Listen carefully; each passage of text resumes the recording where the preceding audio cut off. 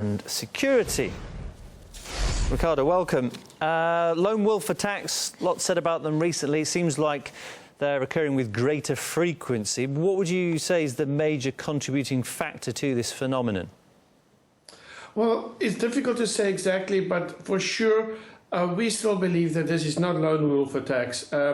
They are rather in the international structure and from a distant structure indirectly activated. These are sleeping cells that has been there for a while.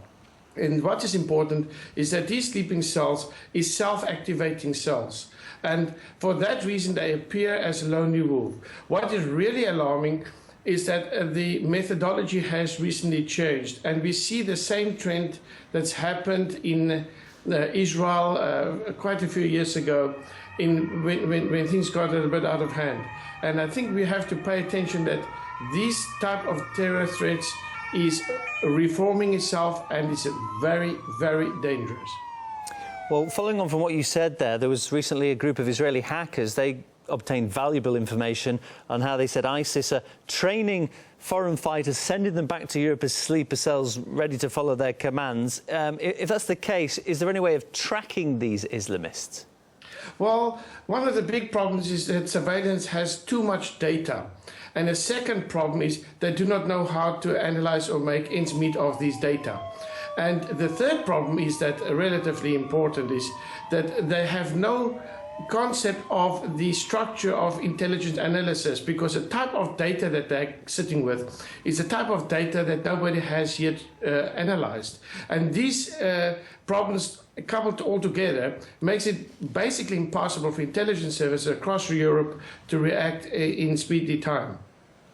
What about the ISIS propaganda machine? It seems fairly effective. They try to inspire disturbed individuals to go on the rampage. That's one of the messages they put out there. Is that a problem that could be tackled more effectively online? Well, it's extremely difficult. We have said in the past that there's a lot of websites, a lot of internet traffic that should technically be shut down.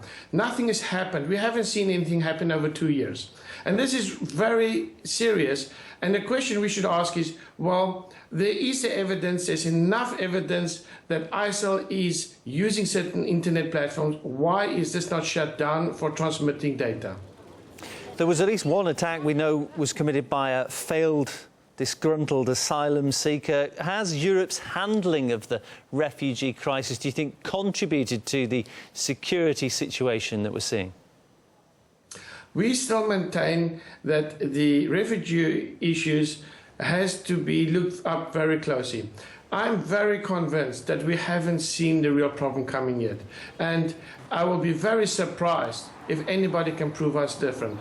Most important is that we urge the government to really pay attention to this, because the migration issue is a problem that fits part of the whole. And it's very difficult to combat all these problems at the same time. And they could be looking at a very big risk in the future, in a very near future, if I may say so. OK, good to speak to you, Ricardo. Ricardo Baretzky from the European Centre for Information Policy and Security is my guest this hour. Thank you. Thank you. We should